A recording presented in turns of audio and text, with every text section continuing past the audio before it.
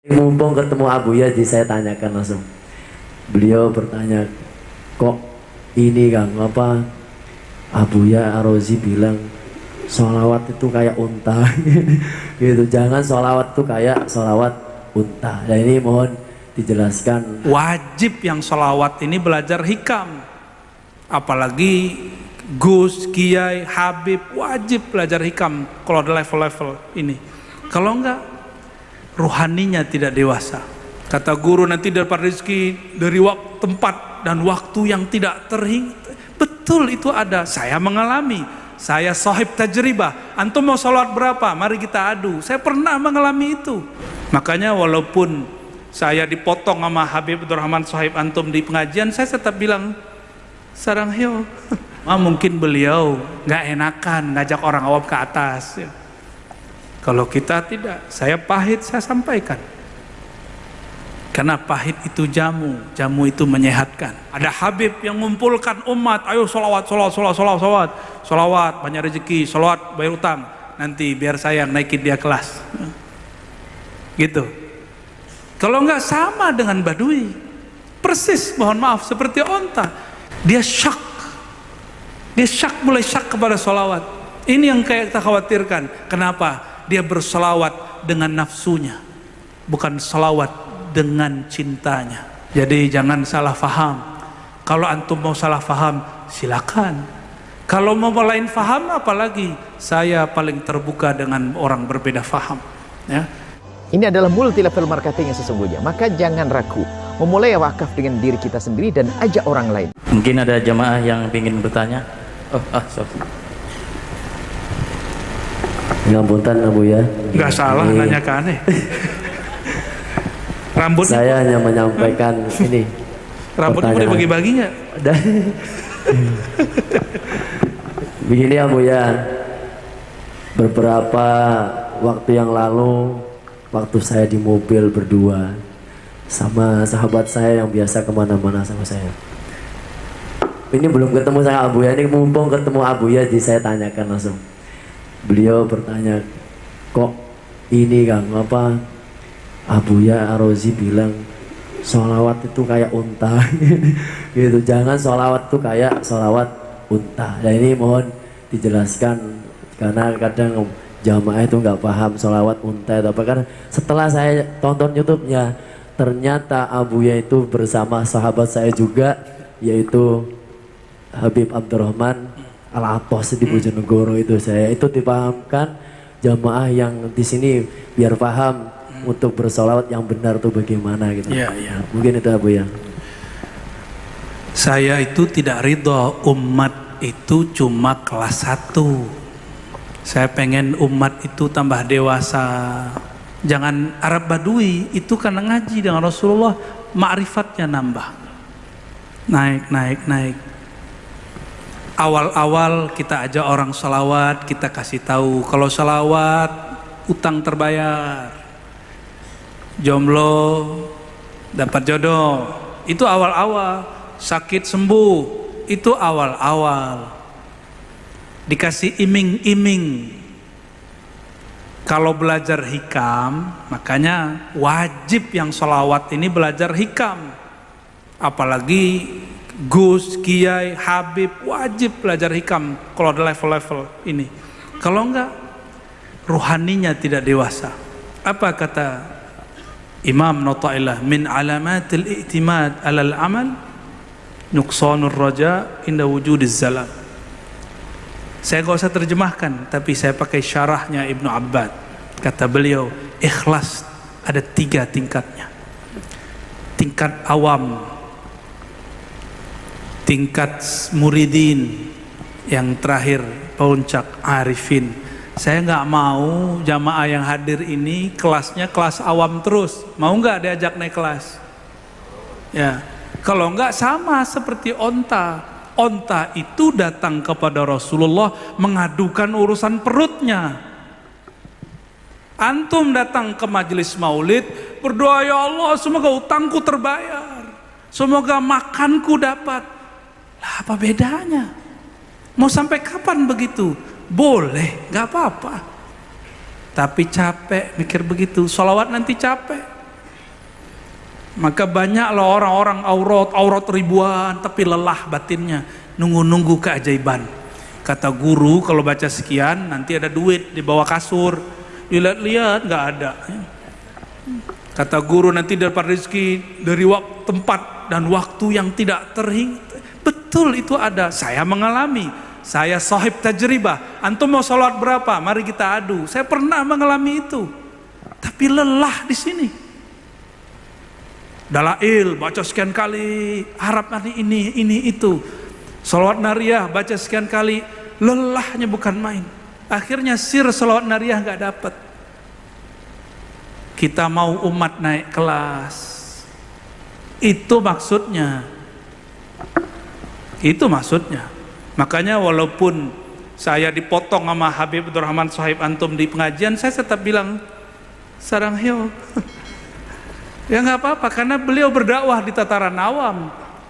Saya yakin dia ngerti maksud saya. Cuma mungkin beliau nggak enakan ngajak orang awam ke atas. Ya. Kalau kita tidak, saya pahit saya sampaikan. Karena pahit itu jamu itu menyehatkan. Ya, kalau manis-manis nanti sakit gula. Nggak mau sholawat nanti udah banyak kawan kita udah nggak mau lagi baca sholawat nariyah abah. Udah nggak mau lagi wiridan 4.444 kali atau 11 kali ba'da sholat. Kenapa? Kata orang sholawat 11 kali nariyah ba'da sholat ya jelibur rizq, bisa menarik rezeki. Ah nggak ada itu. Sudah begitu Gus, bahaya nggak tuh?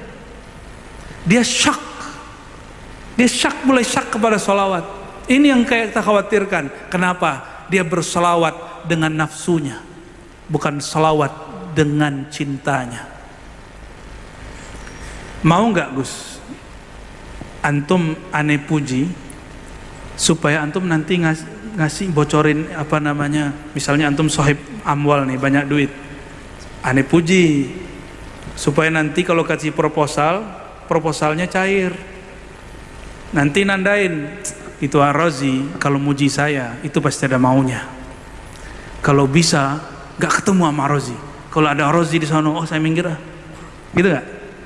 Ada kawan kalau nelfon pasti minta utang. Ngutang, minta utang dong. Mohon maaf ya kalau yang ada yang kerjanya begitu. Terus kita dapat dari dia, ngangkat gak? Males ngangkatnya. Rasulullah tidak pernah malas. Cuma Rasulullah terima lalu dididik. Oke, maka kami bagi-bagi tugas. Ada Habib yang mengumpulkan umat, ayo solawat, banyak rezeki, solawat, bayar utang, nanti biar saya naikin dia kelas.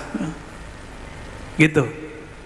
Kalau enggak sama dengan badui, persis, mohon maaf, seperti onta. Datang ke Rasulullah yang dikadukan bukan masalah gimana dapat syafaat di dunia dan akhirat, cuma syafaat perut. Masih lebih baik itu pohon, itu kayu ditanya. Dipegang Rasulullah ditanya, kamu pilih bersamaku di dunia atau masuk surga? Dia pilih mana? Masuk surga. Lebih mulia itu. Kalau datang ke Rasulullah yang diadukan masalah jabatan, masalah kerja, eman nggak? Kalau ketemu Rasulullah yang diminta syafaat tidak hanya di dunia, yang paling penting di akhirat. Terbayar hutang itu syafaat dunia. Sembuh penyakit syafaat dunia. Kalau cuma syafaat dunia itu yang kita minta, innamal a'malu binniyat wa innamal likulli imri'in ma nawa. Yang kita niatkan sampai nanti di akhirat minta syafaat Nabi jawab, kan sudah dulu kamu minta sembuh. Dulu kamu minta bayar utang, kebayar kan? Gitu. Mau begitu? Mau naik kelasnya? Mau. Kalau ngaji ma'rifatullah wajib naik kelas. Orang yang kenal Allah. Kalau saya sudah kenal sama Gus ini, maka kalau ngopi muji beliau karena emang suaranya enak, bukan karena pengen dicairkan proposalnya. Kira-kira begitu. Wah ini sahib aneh nih, nyaman. Ngopi bareng nyaman, ketemu nyaman, bahkan rindu kalau nggak ketemu. Nelfon, ente di mana? Tapi kalau datangnya cuma karena ada hajat, kalau hajat nggak ada datang nggak? Maka Imam Sya'rani mengatakan, ahlu dunia datang kepada ulama kalau ada hajat. Ini sudah mau dekat nih 2023, Abah pasti banyak dikunjungi sama politisi nanti. Ya. Nanti Gus ini antum juga sama nih. Bakal banyak diundang-undang nanti tuh, ya. Jadi undang-undangan nanti. Ya. Berkah ya. Amin. Tuh kan seneng kan?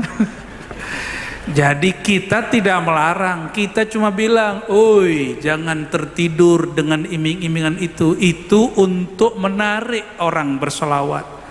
Kalau sudah solawat kita naikin.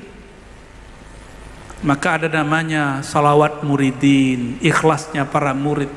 Murid ini sudah naik kelas, solawat karena ingin tenang, ini loh mana. Solawat karena bertambah ma'rifat, sudah muridin. Orang-orang ini sudah oke, ini sudah tinggi, sudah kelas tinggi.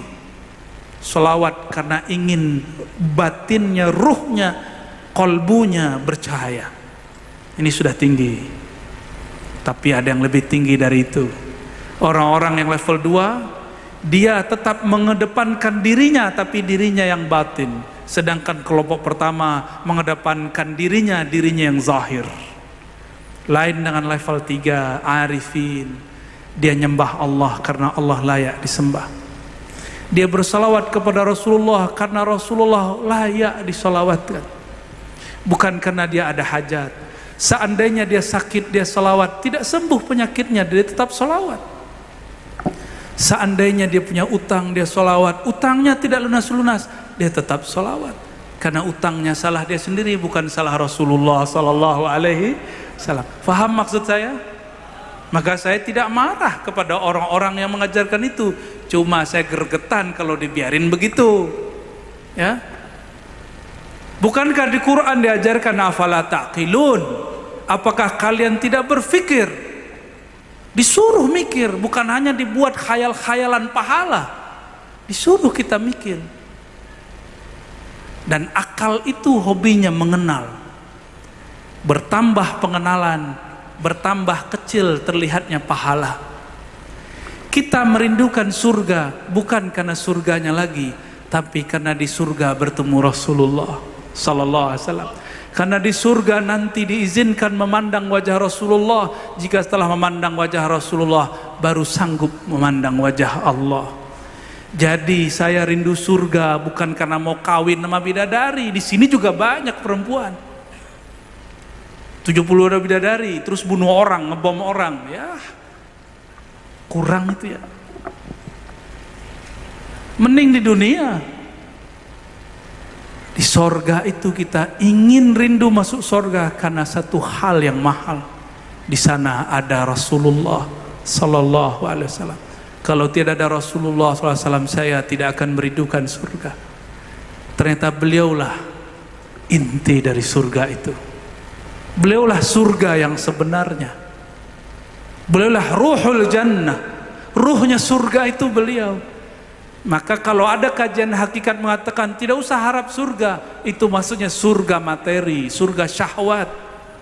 Maksud mereka, ayo harapkan ruhnya surga. Itu maksud saya, Gus. Ya. Jadi jangan salah faham. Kalau antum mau salah faham, silakan. Kalau mau lain faham, apalagi saya paling terbuka dengan orang berbeda faham. Ya. Dari awal kita berdakwah tahun-tahun 2008, saya mulai dakwah terbuka ngaji kitab 2008, dan kita sudah siap berbeda karena al-ikhtilaf rahmah. Berbeda itu rahmat. Karena mungkin tidak semua orang juga sanggup mencerna yang kita kalamkan. Mungkin senang diiming-imingi, yo sholawat, sembuh penyakit, pulang-pulang nggak sembuh, malah tambah sakit. Di hati was-was loh. Saya mengalami itu. Maka Bapak Saudara, para asatiz, mari sama-sama mendewasakan umat. Sepakat nggak? Mari sama-sama kita mengedukasi umat. Karena ini perintah amanah ilahiyah. Afala taqilun, apakah kamu tidak berakal berfikir? Barangkali itu ya. Jadi majelis sholawat terus lakukan. Antum kan bukan onta tuh ya, kan ngaji ma'rifat dengan beliau. Ngaji marifat gak ada masalah, lanjutkan itu ya. Wassallallahu ala nabiyina Muhammad.